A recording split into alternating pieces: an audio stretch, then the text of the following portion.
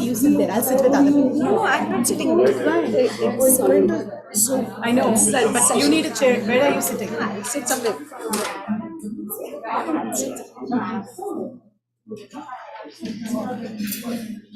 I just want to make sure that You can. I can.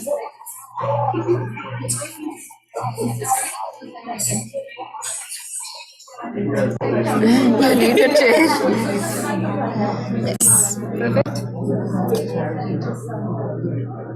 Yeah. Just in case other people come and they are not mute, then We can mute Ram, right? Yeah. Okay.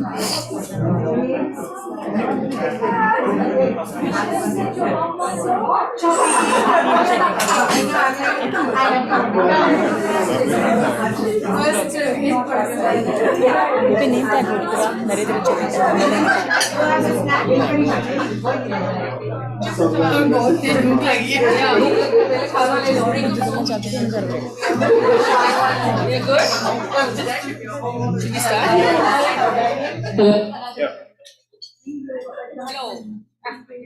Hello. Okay. Sorry. Welcome everybody.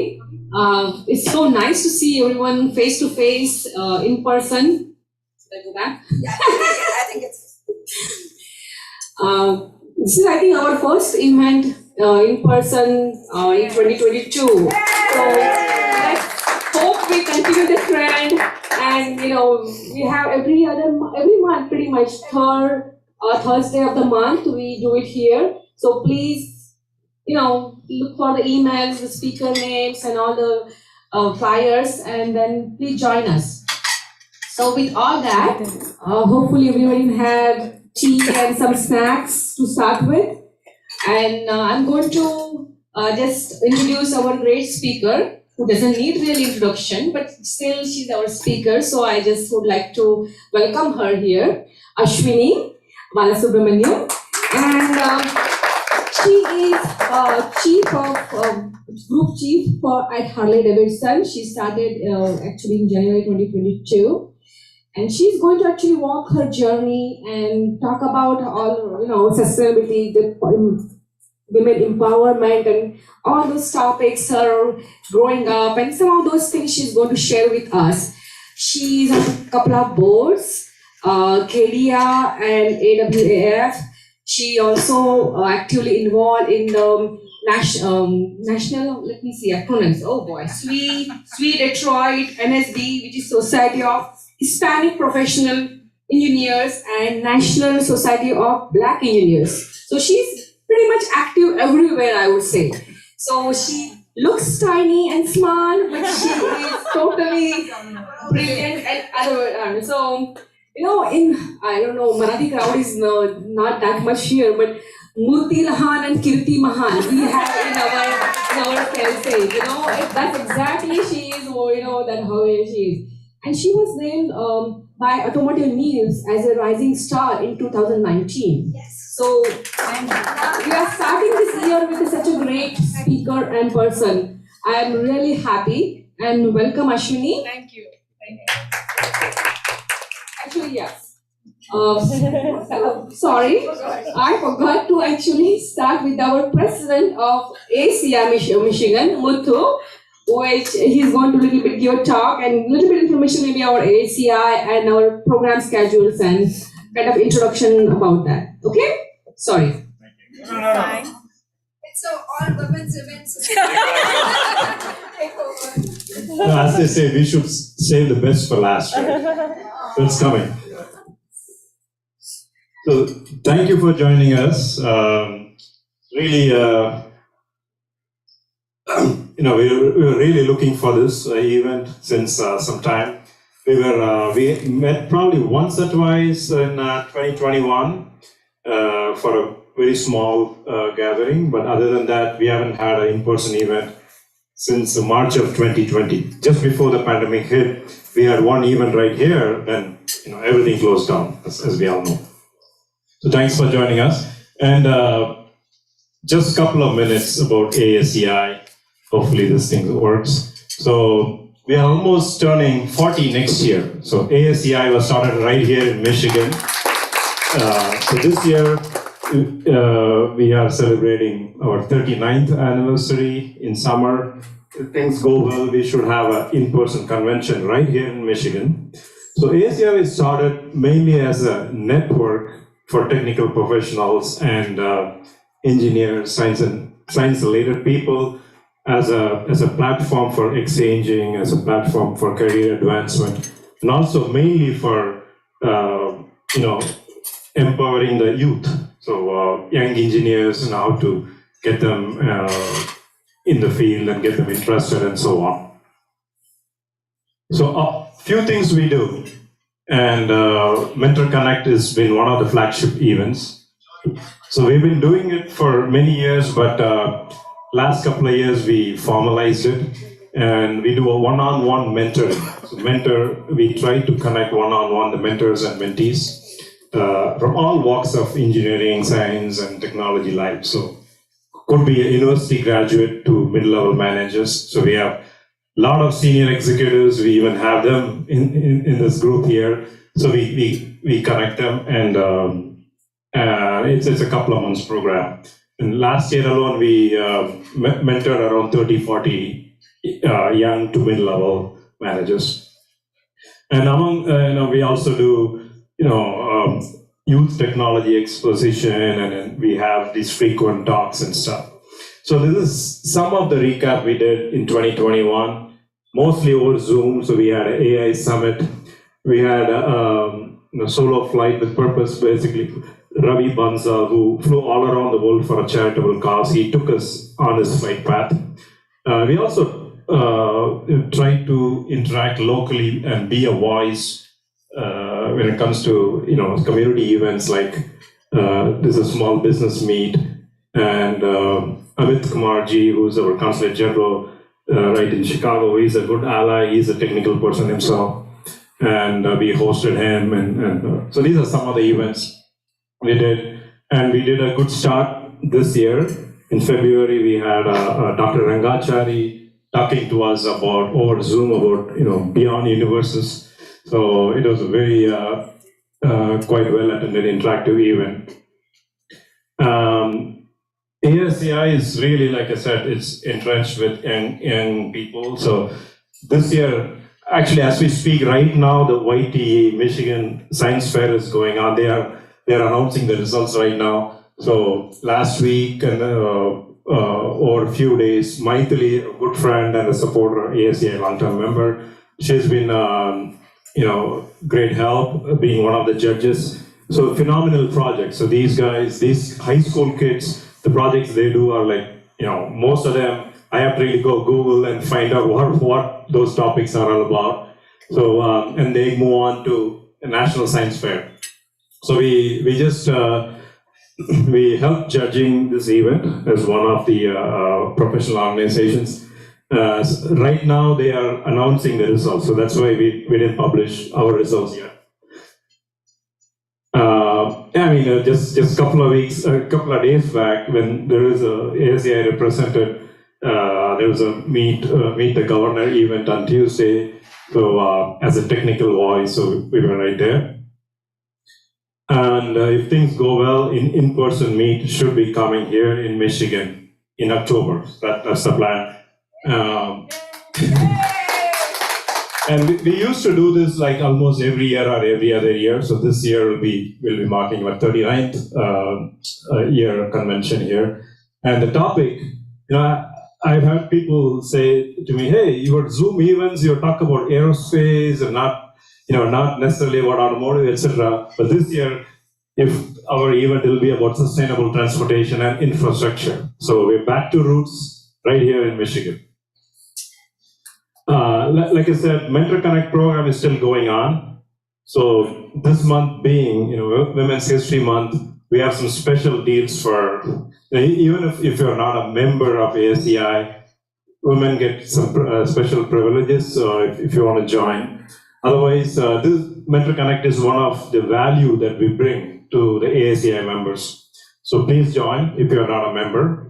And you can go online, asciusa.org, and you can get a basic membership or annual membership, as well as life membership. So it's all open. Please join. and the main reason we are here today.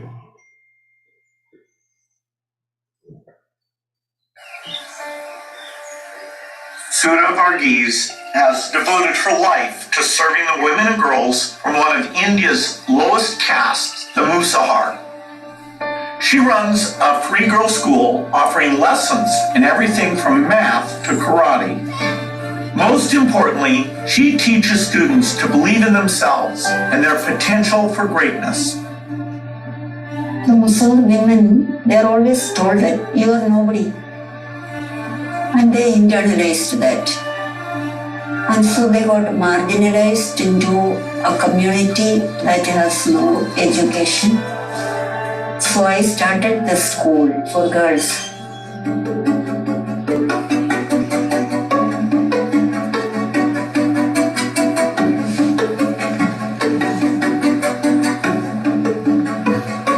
I wanted to give them not just reading, writing, but I wanted to give them skills.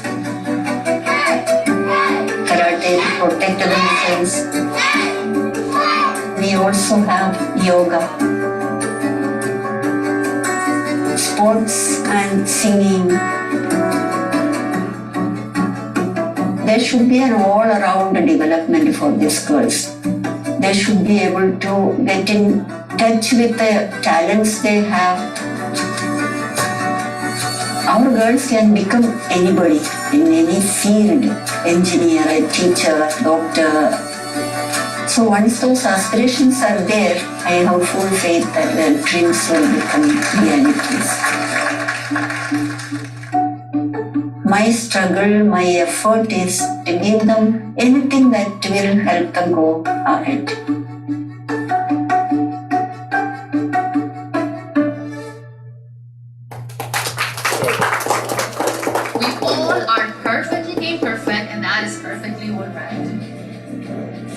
You might never fail on the scale I did, but some failure in life is inevitable. It is impossible to live without failing at something, unless you live. In which case, by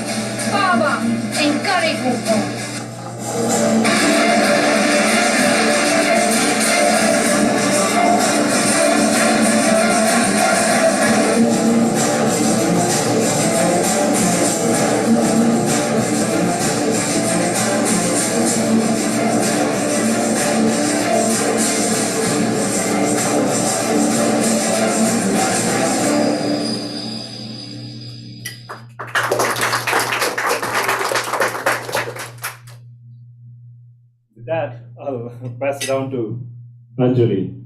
Ashini? Well, yeah. I thought, okay, the introduction is done, so. Yes. So, She can start. it's my privilege to have Ashini join us. Can everybody hear me without Yes. the mic? Yes. Yes. Okay, I'm gonna ditch the mic. That's good. Perfect. All right. One less thing to hold.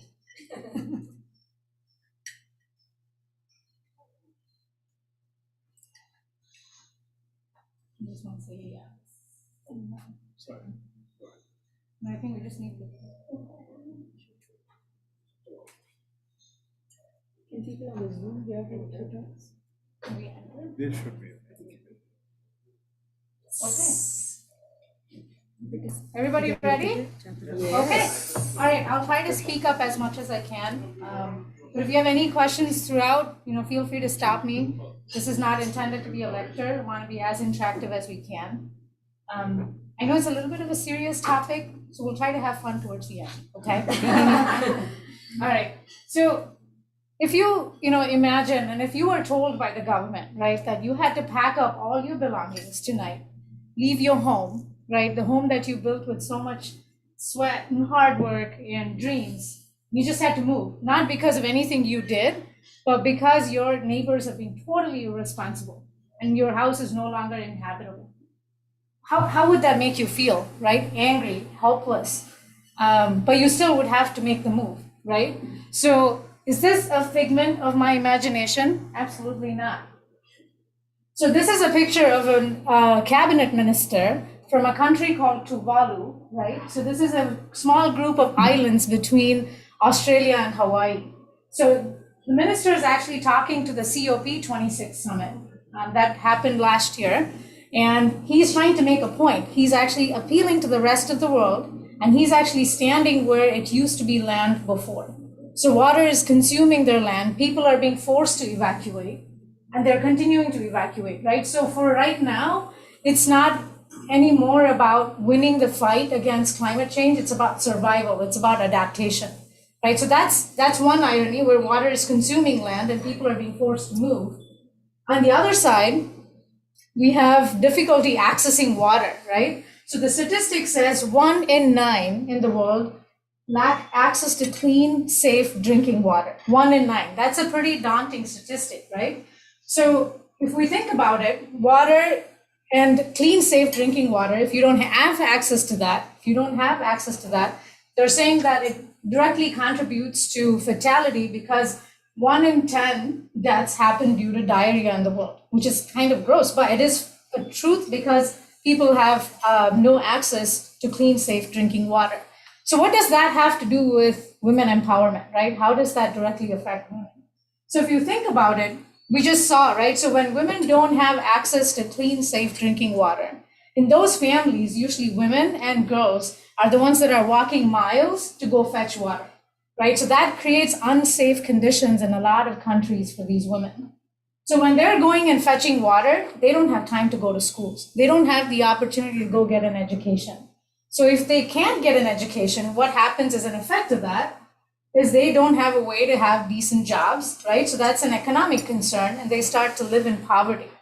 So a lot of people in this world live in poverty, but why is it even more concerning that women and children, especially girls, are living in poverty? What does that do?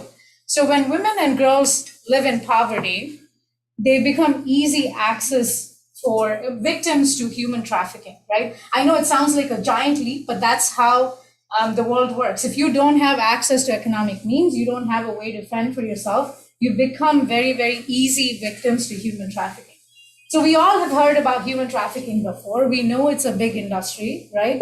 But when people put these statistics in front of you, it kind of shocks you. So we're going to talk about that a little bit. So when you think about human trafficking, about 20 to 40 million people are stuck in the industry of human trafficking. That's a lot of people, right? The whole world population is getting close to 7 billion. So 20 to 40 million people being stuck in human trafficking is quite a bit, right? So think about all the labor shortage we have today, right? With that labor shortage, if we had access to this workforce, we probably could solve all of the labor shortages we have today, right? And then if you pay attention to the profits, this is mind-blowing for me, right? So if you look at this industry, and the reason I keep calling it an industry is because it is. This industry alone has about $150 billion in profit every year worldwide, $150 billion a year, right? So let that sink in a little bit. So if you think about it in the automotive perspective, that is twice the profit of the top 10 automakers all combined. That's how big this industry is, right? So that's why it is so important to make sure that women and children are safe.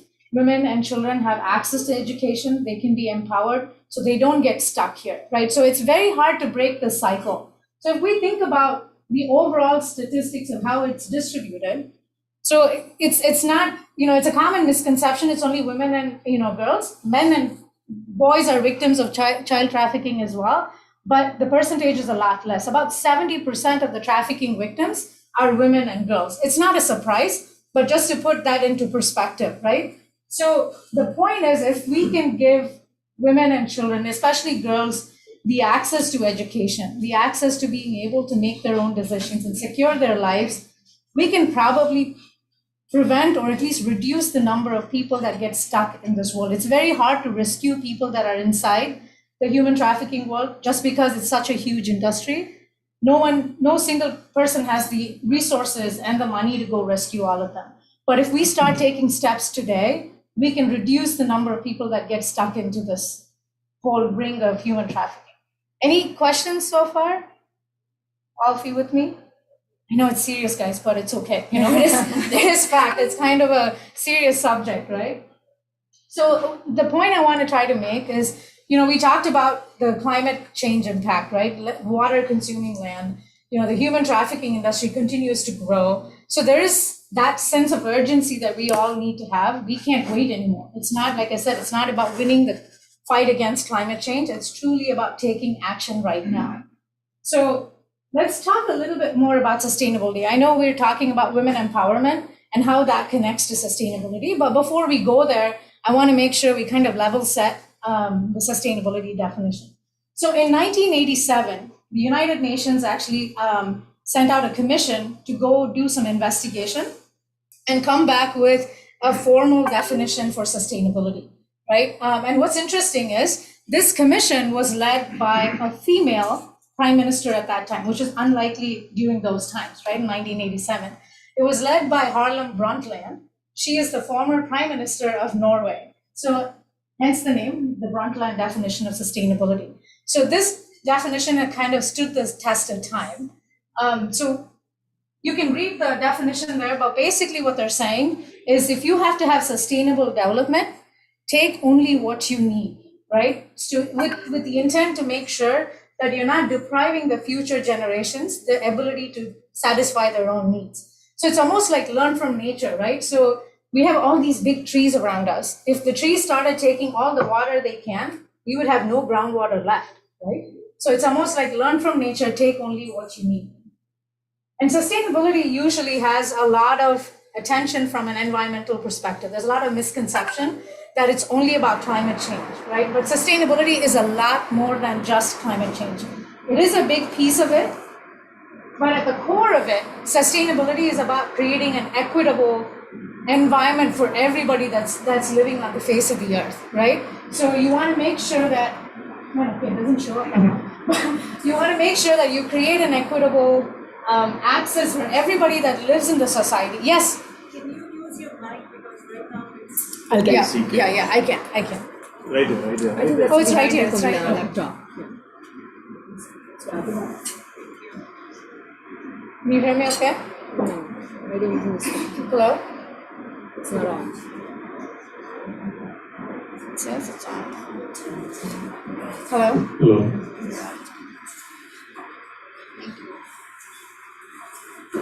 Can you hear me better now? Yes. Okay, all right.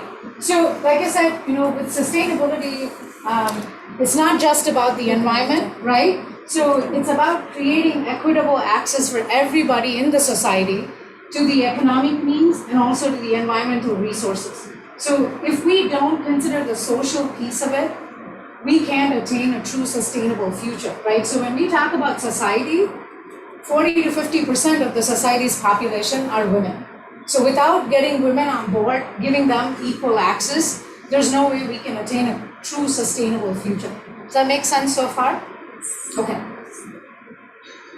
So I'm not sure if everyone's seen these before. These are very popular in the field of sustainability, right? These are United Nations 17 different sustainable goals, right? They cover the social aspect, the economic aspect, the environmental aspect. So these are fantastic because they give organizations and countries the ability to lay a foundation and gives them buckets that they can focus on to make true sustainable change. But there's something very basic, I think, that's missing from this, right? So in order to achieve any of this, if we think about what is it that's missing, is having a sustainable population, right? So if you don't have a sustainable population, it doesn't matter how much progress you make in preparing sustainable food, have a lot more access to water. If your population is continuing to grow at an uncontrolled rate, it doesn't matter how well you do in any of these buckets, you'll always be playing catch up. You cannot reach gender parity. You cannot achieve socioeconomic needs for everybody. So why does that matter to our topic today, right? So for population to be sustainable, there's a direct correlation to women's empowerment. So women's education and population control, they have a direct correlation with each other. So I'm going to throw up some data. I'm an engineer, so I will throw up data. So I love data, but I won't bore you with it, I promise. So if you look at the top here, right, you have Nigeria, where you have very low literacy rates for women, right? And the fertility rate is very high, which means how many kids per family or how many kids per woman. So that's really high. But if you come down to Sweden, the literacy rate for women is really high and the fertility rate is much smaller. So that you can see there's a direct correlation, right? So if we have to have a sustainable population, the economists are projecting that you need to have around 2 kids per family. I think it's well known, right? There's a lot of advertisement about having 2 kids, especially in India. We've seen hum do, hamare do. Yeah. So there's some reasoning behind it, right? So there's statistical projections behind it. So if we can achieve that kind of literacy rates for women, we can achieve sustainable population, which means then everything else becomes even more achievable. So that's why if we don't have gender parity, if we don't have women's education prioritized, we're kind of doomed. We can't do anything else. We'll just be spinning our wheels, right? We won't make actually any progress. Okay, any questions so far? So which chart out of this is considered as the ideal case? So I think, if you go down after like Malaysia, Argentina, anyone that has like about 2 to 3 per family, they're all considered sustainable.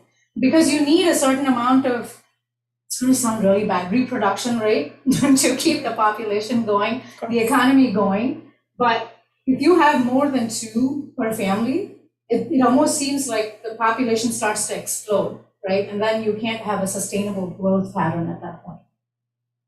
So this is per family? Yes. Okay, thank you. Somebody's paying attention to the charts.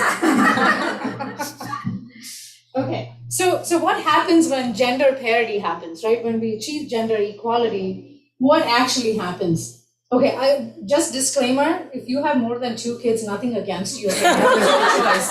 It's your family, your choice, okay? I'm just saying what's good for the society and what's good for the earth. So don't hold it against me. Okay, so what happens when gender parity happens, right? So if we think about it, when women achieve equality from a family standpoint, from an education standpoint, from their own work standpoint, there's a ripple effect and everybody wins. There's a misconception that if women are given equal access, men are going to lose access to opportunities. It's not a zero-sum game, and we'll talk about that as to why that's the case.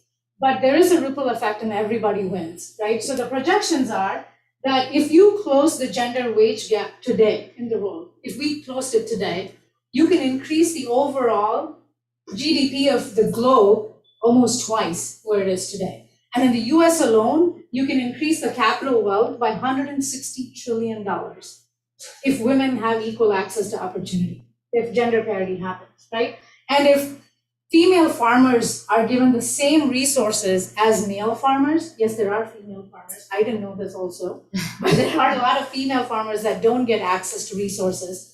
150 million fewer people will be hungry on the face of the earth. To me, that's daunting, right? I mean, we talk about homeless people, we talk about providing, food donations.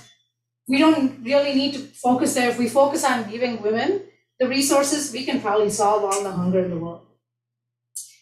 I mean, this is a very popular one, right? So if you are able to provide women with access to education, they start to make their own decisions when it comes to reproductive health, reproductive rights. So if that happens in the true sense, the projections are that we can reduce unintended abortions, unintended pregnancies, and maternal deaths by almost 75%. And that, even if it doesn't appeal to people's humanity, it should appeal from a cost standpoint, right? That's how much less burden there is on the healthcare system if we can achieve that. And if we can do all of that, society gains overall because now your income level as a society has gone up, right? And if women are also able to close the wage gap, their earning potential goes up almost 3 times, right? So overall, as a family, your earning potential goes up. You're able to provide better quality for your own family, get yourself of wherever you need to get out of, and look after, look for a much better quality life overall. Okay, everybody with me so far? Yep. Okay, so far we've been just talking about projections, what it could be, what it might be. So it might not feel very real. So I thought maybe it's a good idea to talk a little bit more about my journey as to how the empowerment has changed my journey, my viewpoint, my trajectory overall. Sound good? Yes. Okay, all right. So this is me when I was in elementary school. And I know you can't see it, but I started my schooling life in a very, very small village in Tamil Nadu. Very small village. Not a lot of, education resources and stuff like that. My dad was working in a factory. So we didn't have a lot of established school system and any of that, right? So when I left this place, after about 5 years in that place, my family moved to Chennai. What place? Kagidapuram, near Karur, right? So very small village. So when we moved to Chennai, I still remember the first day I went to school. So my dad enrolled me in this big school, and they said, okay, new girl, introduce yourself, right? So it's almost like I stand up and I'm like, my name is Ashini, my father's name is this. And I thought I was doing a real good job. And by the time I was done, everybody broke into a laughter because apparently my English was horrible. I couldn't actually speak a full sentence of English all put together, right? I know as a child, when you tell your parents, it doesn't seem like a big issue, but for me, it was humiliating, right? So at that point in time, I told myself, never, ever again am I going to be in that situation where I let people put me down, I let people humiliate me. So I took it upon myself to go talk to my teacher, and she's the one who installed the habit of reading in me. So I started reading voraciously. And in 2 years, I was able to get on the debate team. Whether I won or not all the time is a different story.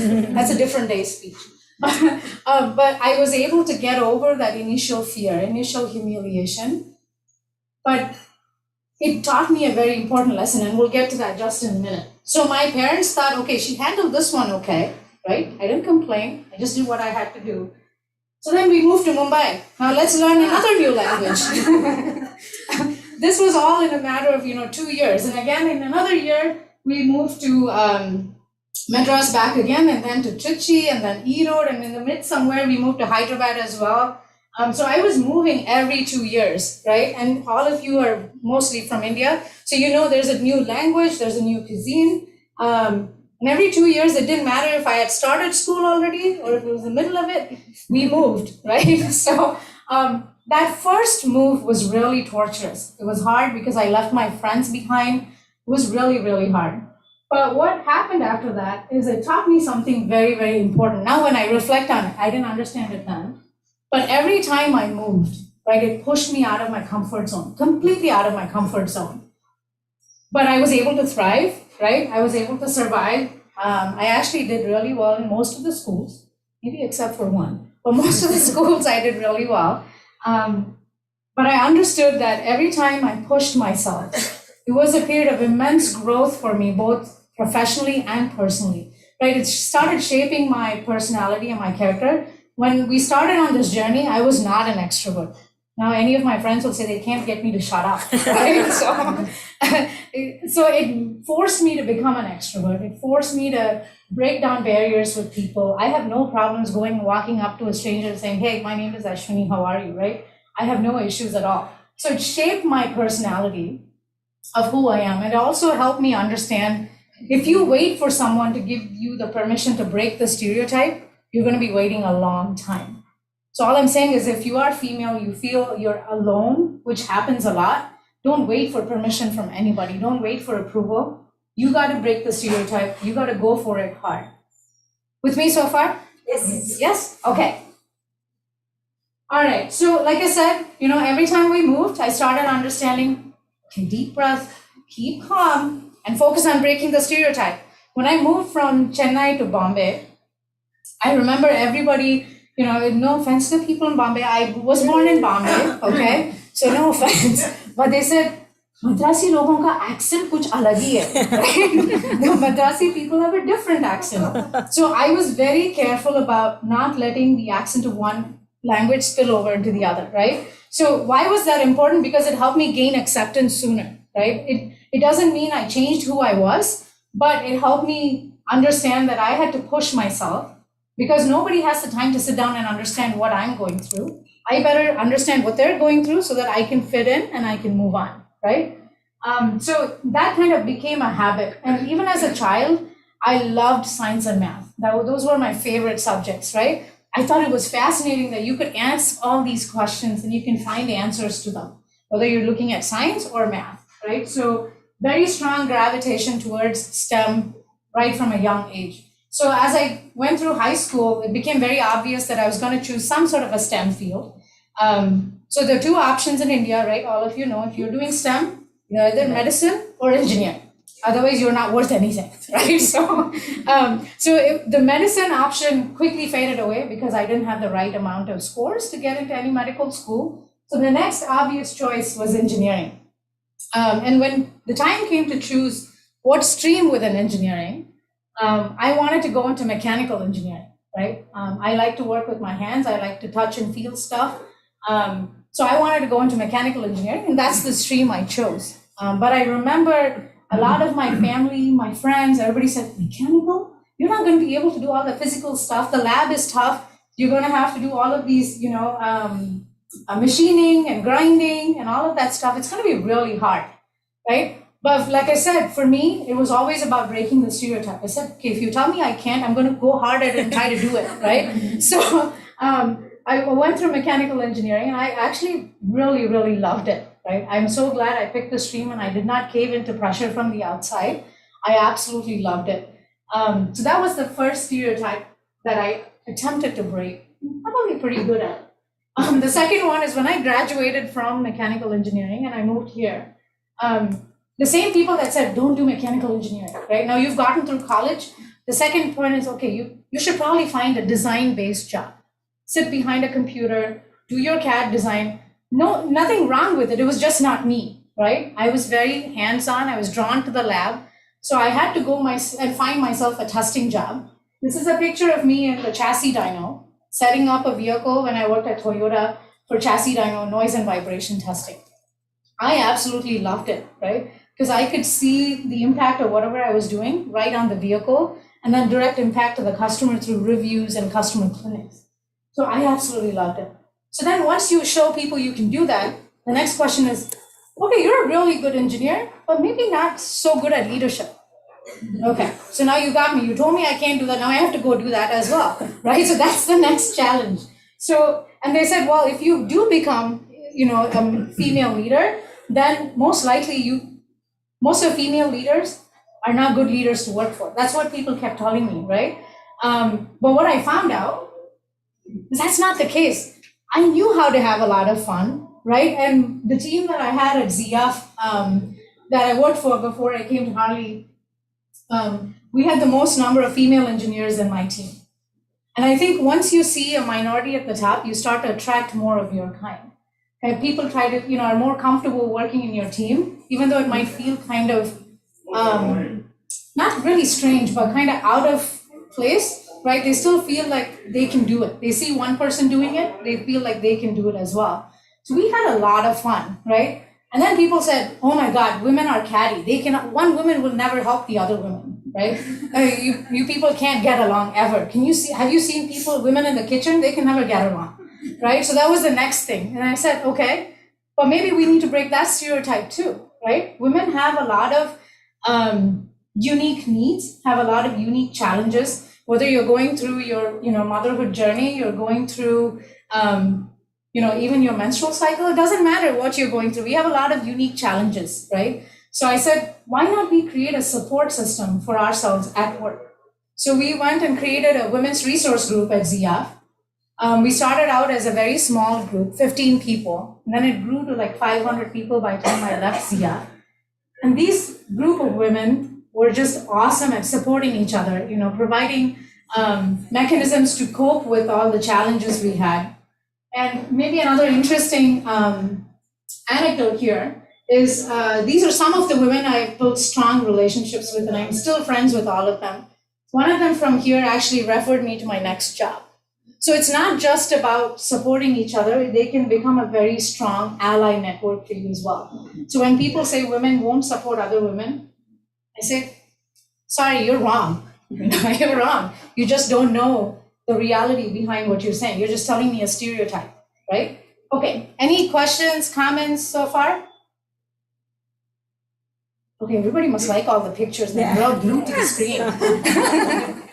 Okay, so this is, something I learned through my journey is if you let the voices in your head, the voices around you determine what you can and cannot do. And if you tell yourself what you can and cannot do, you will be right both times, right? So you have to never allow anybody else define your success. If success for you is a stay-at-home mom and really propel your children's lives, that's okay, but that's your choice. You should never be forced to do that because somebody else said that was the right thing for you to do. If you want to be a full-time career woman, you don't want children, that's okay too, because that's ultimately your choice, right? So don't allow anybody else to define what success looks like, right? It's your life, your journey, define what it means for you and go after it hard, right? Because no one's going to give you approval to go after it hard. You got to empower yourself. So I guess the crux of it, what I'm saying is for women, we try to seek approval from others around us all the time. We have this tendency, right? We want to be the best wife. We want to be the best friend. We want to be the best mom. We try to seek approval all the time, which is okay, but don't let that cloud what you want to accomplish for yourself, right? You have to empower yourself to a certain extent and not look for approval from outside. Does that make sense? Yes. Okay. So it all sounds great, right? Like I did all this by myself? Absolutely not, right? I had a lot of help along the way. I stepped on a lot of shoulders to make my journey to where it is today. This is not me. I don't have a blonde wig on here, and I don't know who that guy is also. This is just a representation to say we need the men, right? We need the men to be our allies if women have to succeed. So I wanted to share the strong allies that I've had in my life with hopes that you'll spread the word, you'll do what is right for the women around you as well. So the first one on here, that's my dad. I don't know if you can tell the resemblance, I do look a lot. But my dad, I did not realize this when I was growing up, but he was my very first ally. So when people in my family said and questioned him why he was spending on my education, why should I go into engineering when he still had to spend on my wedding and all that blah, blah, blah, all he said was, it's her life, she has the aptitude, she's gonna go do what she wants to do, right? I didn't understand the gravity of what he said at that time, but now when I look back, he was, and he continues to be my first and most important ally, if that makes sense. So I know my dad's not here today, but I will play this back for him. The next ally I want to talk about is when I went into mechanical engineering. I'm sure if, especially in India, it's not a very usual stream for women to choose, right? So you're usually the minority. And in my 4 years of college, engineering college, I was one of 2 women. So I went from a very gender balanced environment in school to a very minority environment in college. And I had no idea how to navigate a man's world.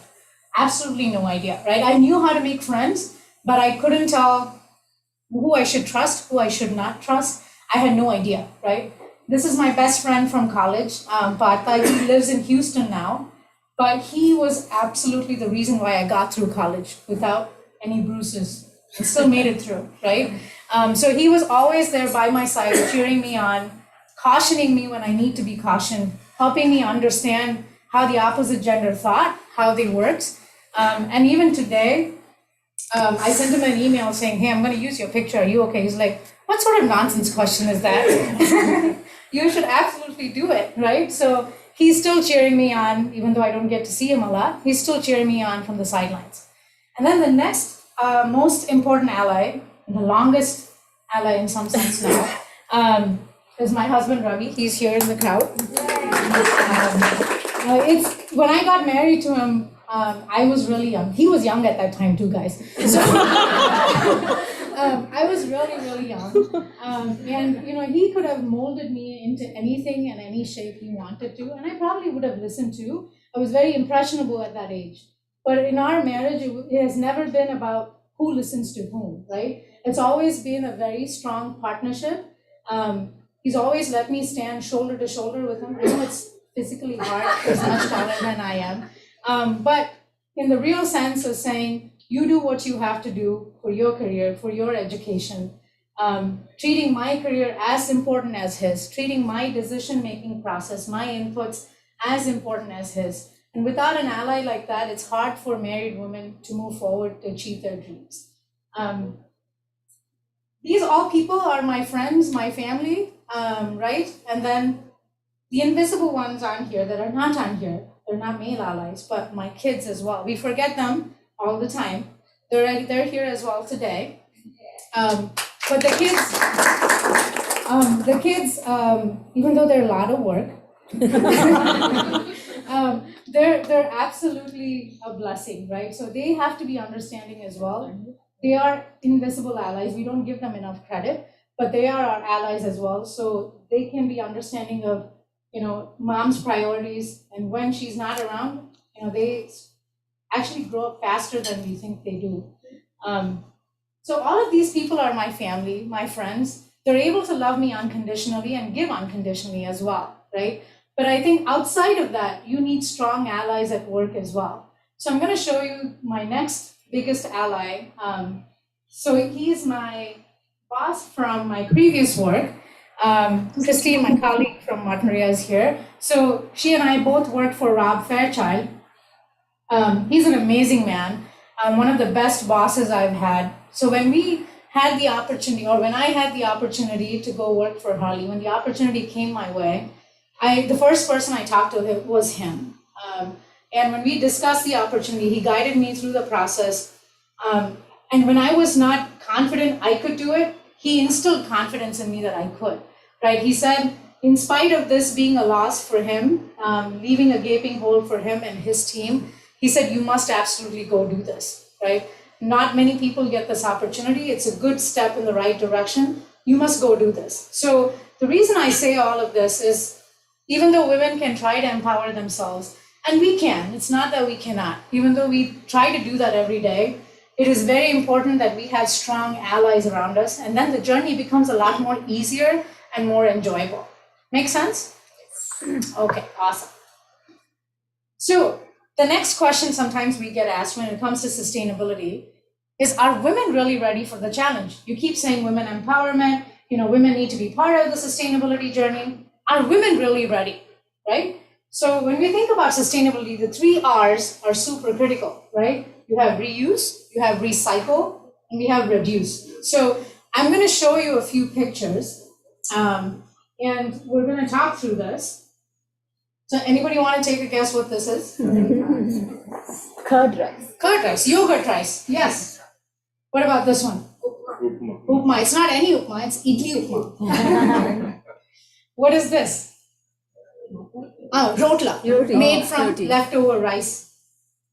And this is vada, yes. This is made from leftover rice and urad dal, right? So these are all dishes we've seen growing up in our household, made by women that had no access to any of these opportunities, no access to the concept of sustainability, right? So these are all examples of reuse, right?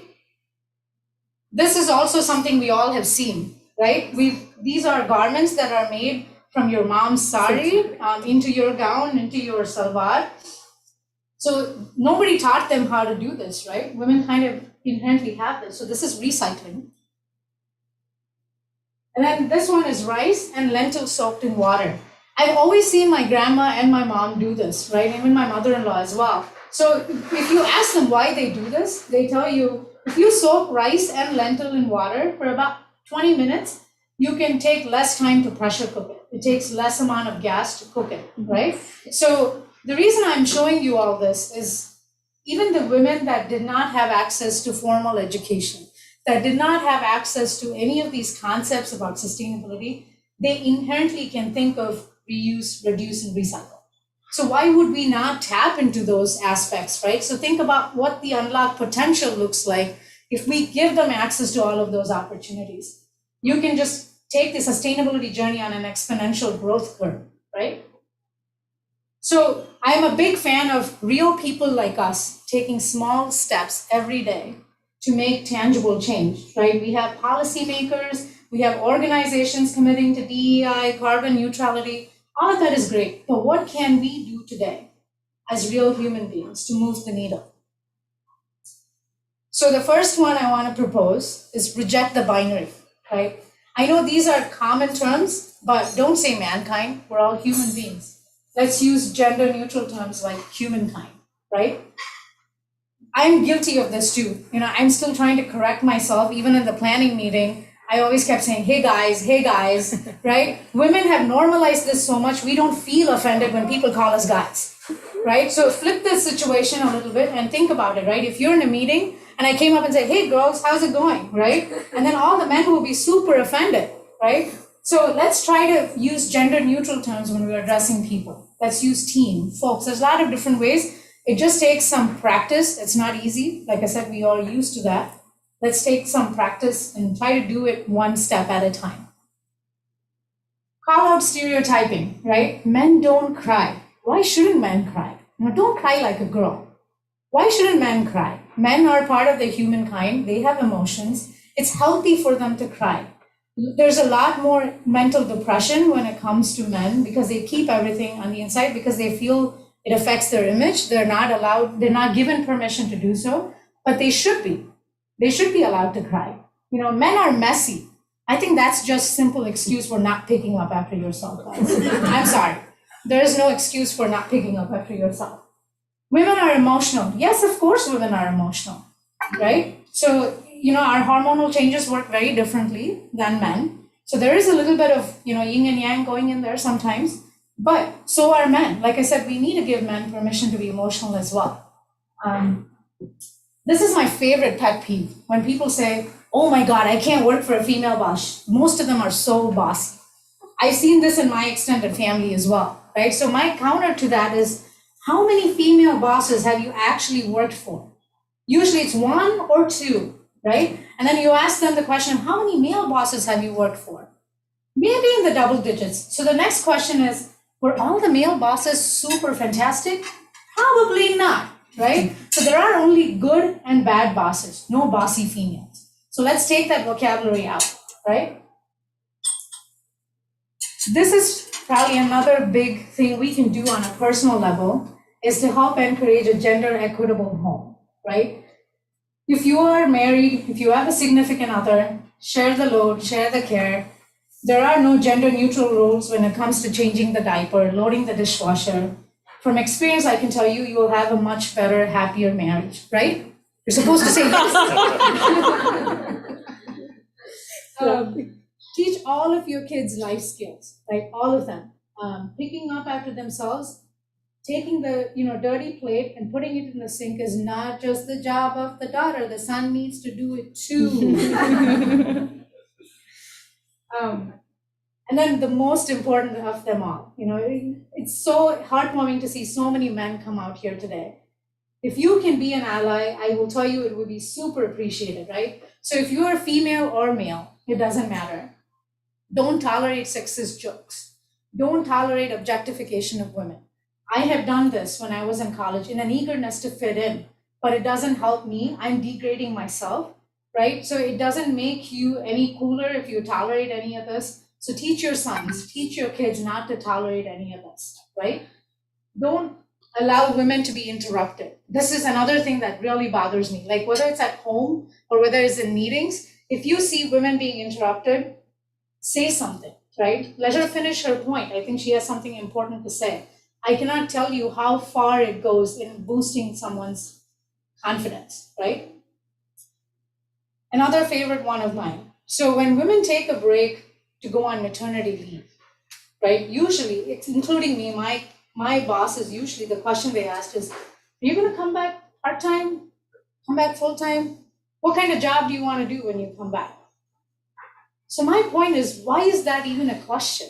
right? We need to change the narrative around it. We need to be asking, how can we help to ensure your return to work is seamless? How can we make sure that happens, right? So if we don't change the narrative, women will always feel this sense of over gratitude towards workplace that is flexible, right? I had a couple of female engineers that we met from my department last week for International Women's Day, and a couple of them said, I am so grateful that, I have this flexibility. I can work part-time, I can work 32 hours instead of 40 hours and still keep my job. My only response to them is, be appreciative of the flexibility you have. No, nothing wrong with that, absolutely fine.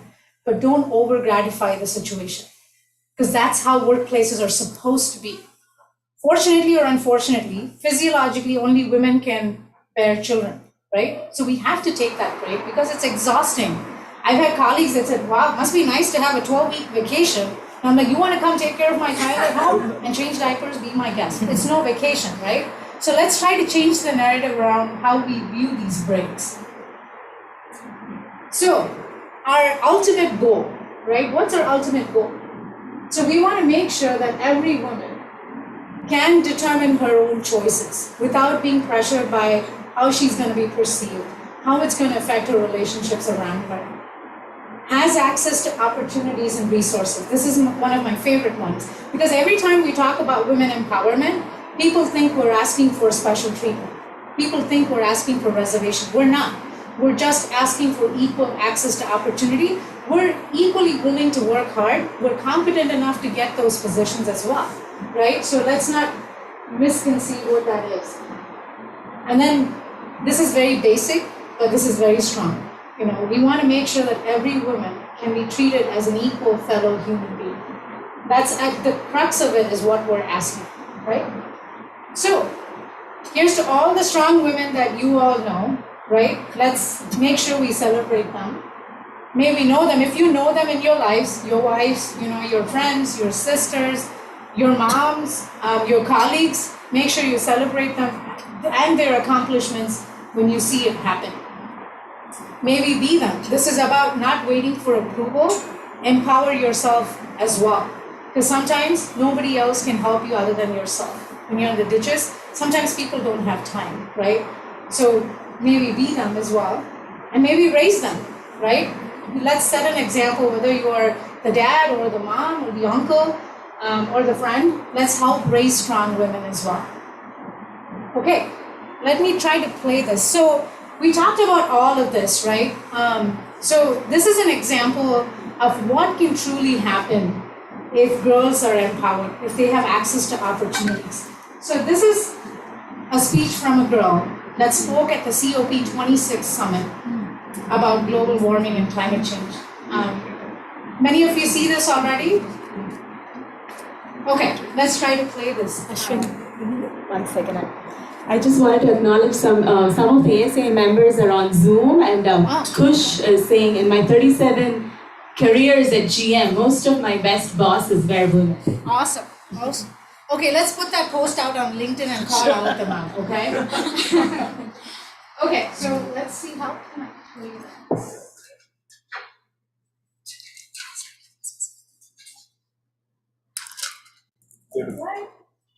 Yeah, maybe use the mouse quickly.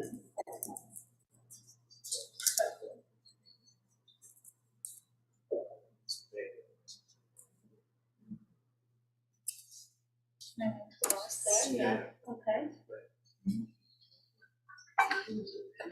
Yeah, it is a video, or maybe we can go to YouTube and pull it up too.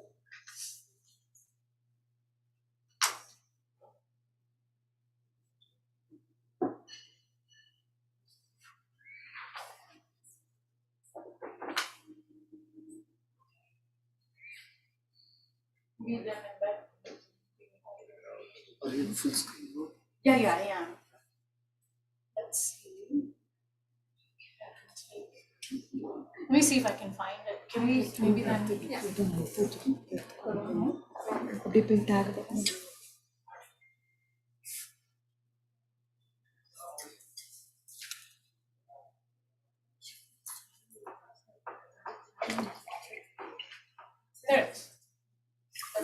the screen.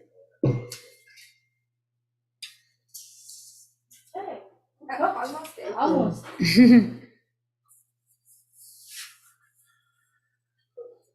There we go.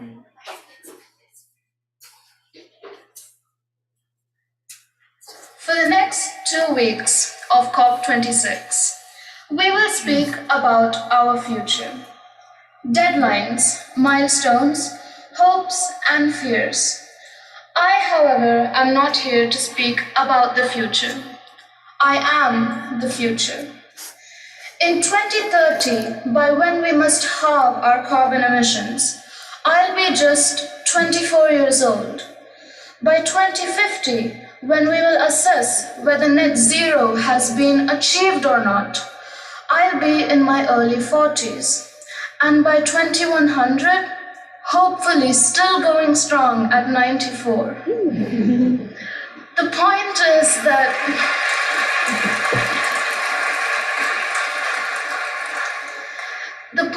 that me and my generation will live to see the consequences of our actions today. Yet none of what we discuss today seems practical to me.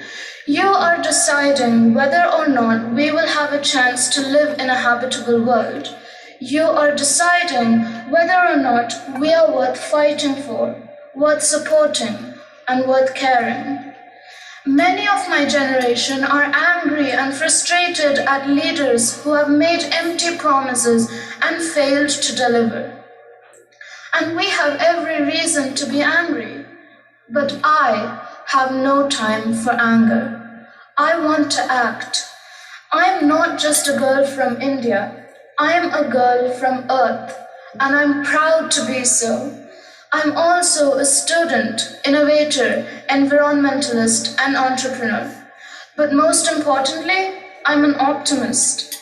Today I ask, with all due respect, that we stop talking and start doing. We, the Earthshot Prize winners and finalists, need you to back our innovations, projects, and solutions, not an economy built on fossil fuels, smoke, and pollution. We need to stop thinking about old debates because we need a new vision for a new future. So you need to invest your time, money, and effort in us to shape our future. Now, just before we started the Earthshot Prize, we all watched a video in which the former US President John F. Kennedy gave his legendary moonshot speech. And here, on the COP26 stage today, I would like to update that speech for the Earthshot Prize. We, the Earthshot Prize winners and finalists, choose to, by the end of this decade, to protect and restore our nature, clean our air, revive our oceans, build a waste-free world, and fix our climate. And we are the proof that the greatest challenge that the history of our Earth has ever seen is also the greatest opportunity. We lead the greatest wave of innovation that humanity has ever known. And we choose not to complain, but to take actions that will make us healthier and wealthier. And we choose to do these things not because they are easy, but because they are hard. And rising to these challenges will shape a new generation, a generation that will build a better world for all of us and generations to come. And on behalf of the Earthshot Prize winners and finalists, I invite you to join us. I invite you to stand with us. And we hope that you will give up the old ways of thinking and the old habits. But let me be clear, when we invite you to join us, we will lead even if you don't. We will act even if you delay. And we'll build the future even if you are still stuck in the past. But please accept my invite, and I assure you, you will not regret it. And finally, just remember, when it comes to climate change, there is no stop button. We can't hit pause or or even rewind. We can only move together towards the future. So, united we rise, and together we will definitely succeed. Thank you.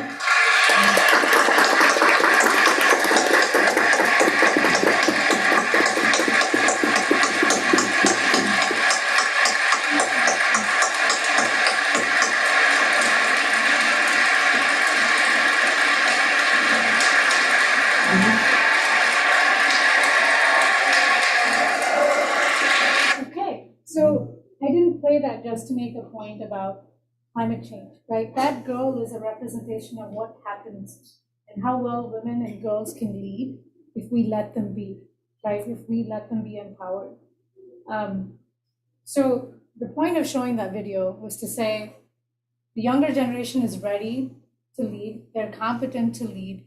So let's do what we can so that those future generations have access to opportunities that we might not have in our lifetime. Okay, that's all I had. Any questions?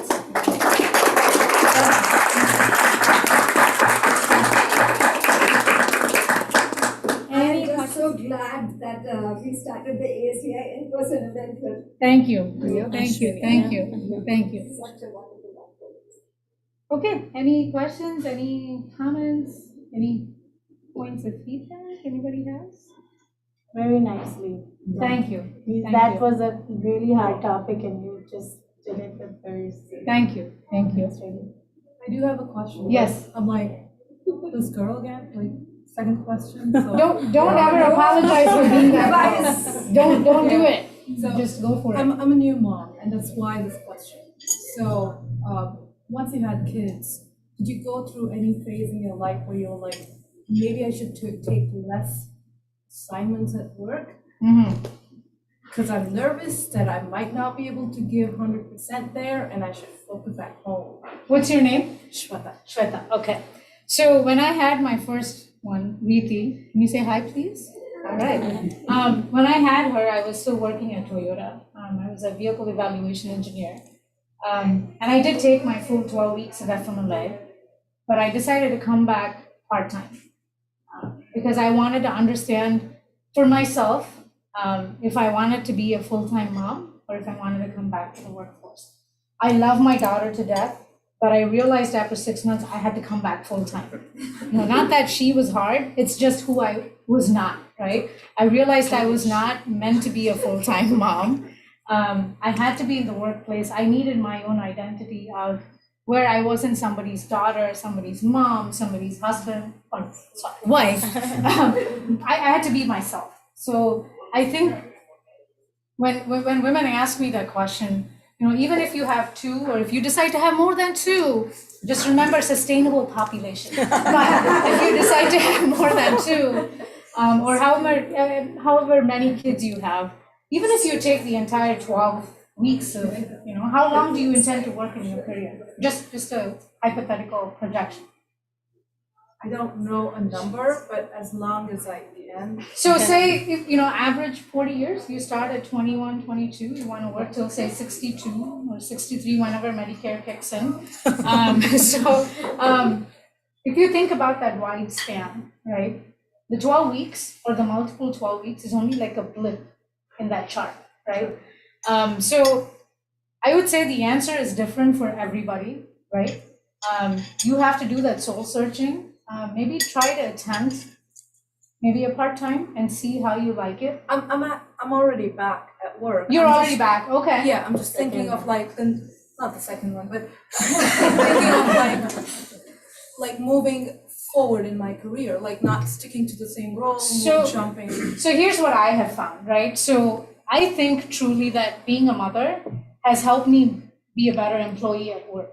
Because as a mother, you juggle so many different things, you wear so many different hats. You know, my husband and I, we keep track of our schedules. Like when they were younger, it was harder because they're like germ magnets when they go to daycare, right? They come back with all the stuff that they pull. And, you know, this is about at least 10 years ago, right? And there were no digital tools, work from home at that point in time. But the point I'm trying to make is whatever skills you gain as a mother will make you a better employee, a better leader. you become more empathetic to the people that work around you. So whatever I couldn't see before as struggles of people around me, I started seeing them. They became visible to me after I had my kids. It's funny you say that, and I'm smiling because I used a reverse psychology. So I'm a program manager, and I have to manage whole tier 1 supplier for my work at GM. So I was struggling managing a little baby.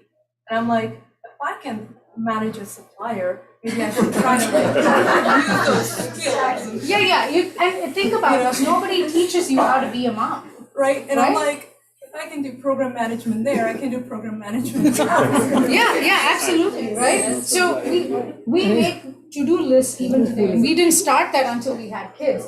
Because one, we couldn't remember what all we had to accomplish, right? So we needed a to-do list. And there's nothing more gratifying than striking stuff off a to-do list, right? So they are all transferable is basically what I'm trying to say, right? Whether you build your skills as a mom, they're totally transferable to work, right? And if you have great skills at work, bring them to, home. So it can be annoying for the other partner.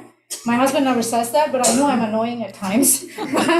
But it's totally transferable across the board. Okay. Any other questions? You have a question? Okay, all right. Okay. So I wanted to ask, I'm part of the younger population. So Oh yes. Okay, I'm not old, okay? This is not a chance for you to make me feel old. Okay, let's move on. Okay. But I think what I was trying to say was the younger population, at least in high school, I find that girls are a lot more like they have more leadership qualities than they used to. What can we do in the future to ensure that more women are following your footsteps, following other people's footsteps as like younger people? So I think the younger generation has more access to a lot more tools that we didn't have access to, right? So when we grew up and when we were in college or even when we started our workforce, we didn't have this kind of a support system, right? There was no concept really of diversity, equity, inclusion. You hear that so much right now. Mm-hmm. So I think this is the right time for young females that are going into whatever profession you're going into, is to grab all the resources you have. Don't be afraid to ask for help, because I did that mistake, right? I took such a long time to understand that asking for help is a sign of strength and not weakness, right? So ask for help when you need it, and you'll be surprised how much help you get from around, your colleagues as well. Make sense? You have a question? Dude, okay. It's not a question. Thank you. Yes. Ariel has a question. Yes. So it's not more like a question, it's more like an observation. Brilliant speech, by the way. Thank you. So somehow we think, women's and we talk about women's empowerment, but sometimes I feel like we don't talk so much about women's rights, right? Mm-hmm. It's a general feeling that I get, because the causality of women's empowerment has to come from women's rights. Mm-hmm. Because even historically speaking, at the end of World War II, we can't say manufacturing, where women in manufacturing was less, because at the end of the war, both in the US and in UK, there was substantial amount of gender parity in manufacturing. Yeah. The men were at war, and it forced women to come into the workforce. Yes. That's what regressed over a period of time. Yes. And without the concept of women's rights, even the slide that we showed, the data point that we showed about the fertility rate, that's direct correlation. Wherever the countries the women's rights are higher, you see the fertility being having a higher parity, right? So I think the more concentration should be coming from the causality of women's rights rather than talk about the effect of women's empowerment. I'm not disagreeing with you, but I think for me, even in a country like US where we think we have equality, right? From a constitution standpoint, we should all be treated as equal. The problem is once you assume, once the laws go in, everything is solved. Unfortunately, that's not reality, right? Just having the laws in place doesn't fix everything. So you're right, you need to work on creating gender equality. And maybe in a lot of the countries, maybe in Afghanistan and some of the UAE countries, that doesn't exist from a law standpoint. They have a longer distance to travel than we do. right? We have traveled already a little bit of the distance. We have miles to go, I think. But just having the laws doesn't guarantee that women will be empowered, right? So women need to take it upon themselves, understand what their rights are, and go after them. But at the same time, you need the allies to step in and say, it's okay for you to do that, right? You're here because you deserve it. You've earned it, right? So I think it's both ways. You're absolutely right. We need the laws from a protection standpoint so that you enable women's empowerment. But just because you have laws, it doesn't automatically happen as an outcome. That's my point. Great point. Okay. If I may just add a comment, Ashini is a good friend. I just wanted to share a couple of. I was not asked to talk or anything. I just wanted to add that I thought she will bring those points also. She wears so many different hats. Great cook. She's one of the very few people that I know here who has successfully lived with both her parents and in-laws in the same house for several years. She keeps one of the best kolus, the South Indian doll displays every year. And she's been dancing with me for several years. So these are all like, apart from all that she's done, this is all she has. So thank you. All right, thank you, everybody. So when it's time for the Navratri Golu, we have an ACI day. Yeah. Okay, thank you so much for having me. Thank you. That was very inspiring and very good talk. I mean, she'll be around, so we can have more interaction. Okay, I guess we don't need a mic anyway. So, all right. So now next one, women's empowerment. We have Vatsala here. Vatsala doesn't need a whole lot of introduction. I think whole Michigan knows her. Yes. Oh my God. But yeah, I mean, she works at the Seco Tools as a lead architect, and now she's actually the president of Michigan Family Services, which supports the MAIFS, so My Family Services. So that actually is the one supporting the substance abuse, domestic abuse, mental illnesses for Southeast community and all people. So she's taken a big role, and she has been in Asia for a long time, I know. Yeah. I don't know how to count the years, that's right. But she was ex-president of ACI just 2-3 years back, right? 3 years? Yeah. 2 years. 2 years before I completed my term. Yes, and now she actually serves on the national board. She's on the national board of ACI and the executive committee. So she's very passionate about life and loves every moment and tries to hold on to it. So let her speak now. Her all achievements and the milestones. So I have hardly any achievements, so it'll be a short speech. Maybe the other mic. Try the other mic. Yeah, other one, I think. And I'm sure. Hello. You need to press it. To press it. Yeah. Can you hear? Yeah. Yes. Usually, I think I'm whispering, but I'm actually talking loud, like I'm shouting. So let me know if it's really loud or something, because I'll not come to know. So how does this go? So I'm going to talk a little about sustainability as a mindset, and hopefully you are going to be with me on this.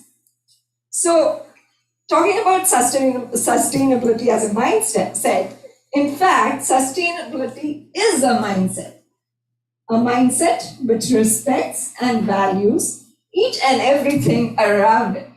So be it the environment, the resources, the people, health and well-being, peace and harmony, and life itself, right? So let me ask you a question. You most of you have 2 legs. And if I ask you, how long can you stand on one foot?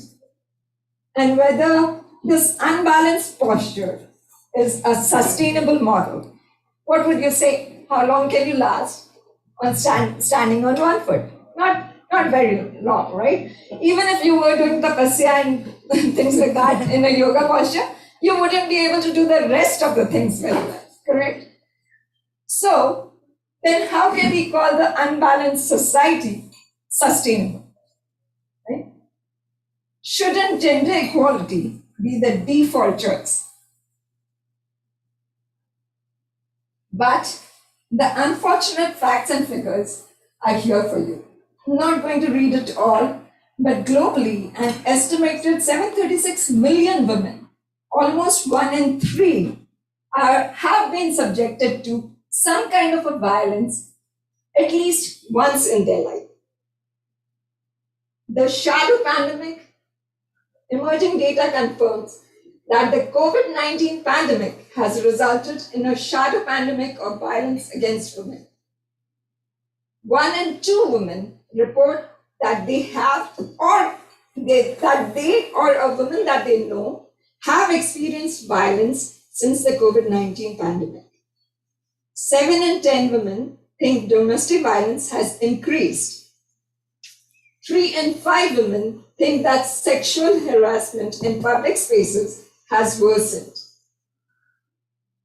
Women are basically reluctant to seek help outside the family. Only 1 in 10 women would seek help from the police if they experience domestic violence. And that is why in the Sustainable Development Goals of UN, the 5th one of gender equality comes so far as to say, eliminate all forms of violence against women and girls. And that is where My Family Services, an organization like My Family Services, comes up, where it provides support when you need it the most. Not to go quite deeply into it, but it has been in the helping the South Asian community since 1986, and it provides support services in the areas of partner and family violence, substance abuse, mental health, and senior issues through confidential and culturally sensitive interventions. In the intervention service that My Family Services offers, our services are available to anyone in our community who seeks our help, without discriminating gender, caste, nationality. And it is actually true that it's not just women who ask for domestic violence help, there are men too. But of course, like Ashini mentioned, the percentage is really small. And at My Family Services, our number one goal is not to turn any client away. Prevention services wise, it holds educational workshops for the community, educating them about domestic abuse, outreach at social events like this one, which brings awareness of its services, and it holds webinars every now and then to talk about mental health issues, legal issues, safety for our clients, etc. So going from the intervention to prevention, basically what we say is at the foundation of our unsustainable behavior, there is a mindset that must shift. We must go from the intervention kind of services to prevention, which is what our society which will make our societies sustainable. You know, like if you have an armed force, a trained armed force, it's not necessary to go for a war. You can use them for disaster relief and other such conditions, right? So similar thing. I just want to mention 2 more slides of what other things it offers. And basically, there is a stop grant program which offers life skill advocacy sessions to the eligible DV victims, providing free basic English language, computer literacy skills, etc. classes to them.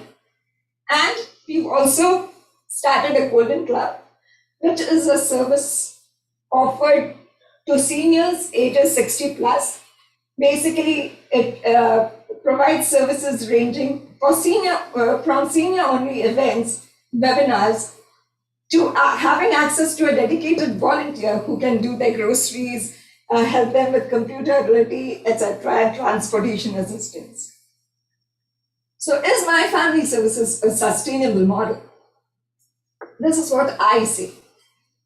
Our sponsors, supporters, and partners are the foundation on which the organization has been built.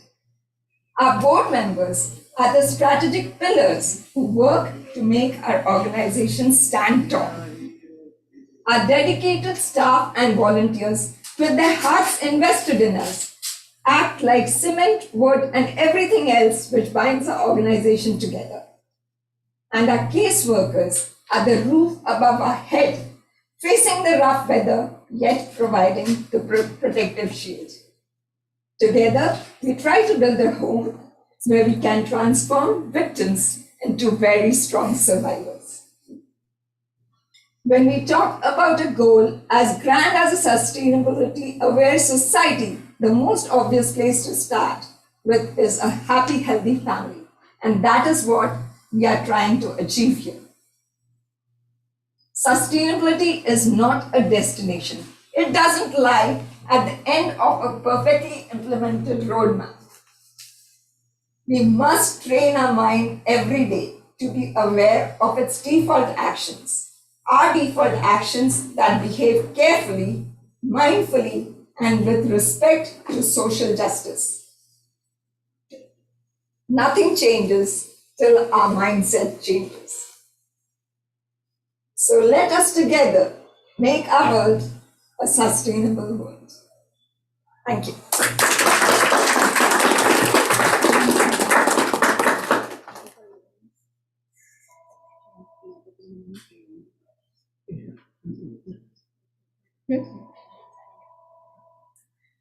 So any queries or questions you have about My Family Services, I'm very thankful to ASCI. They gave me this opportunity to talk about My Family Services to this group of people as well, because that brings more awareness in the society and goes that far. And we have Anjali, Ashini. You want Lalita too, please. So this is a role reversal thing. I'm usually the host. This is the only time I want all of us to give back.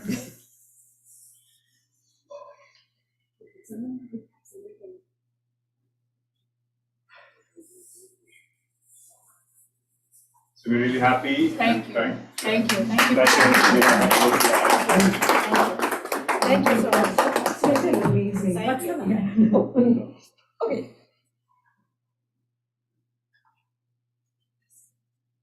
Thank you.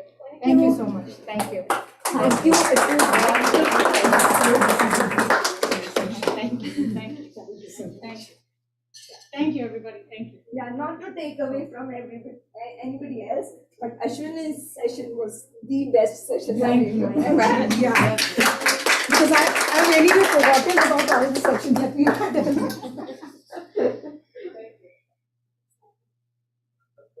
Yeah. The laptop. Thank you everybody for being here. Yeah. And please keep coming. Hopefully in-person events are now a fantastic event. And we are going to hold an Ashini event. Iba, I'm ending the session. Maybe.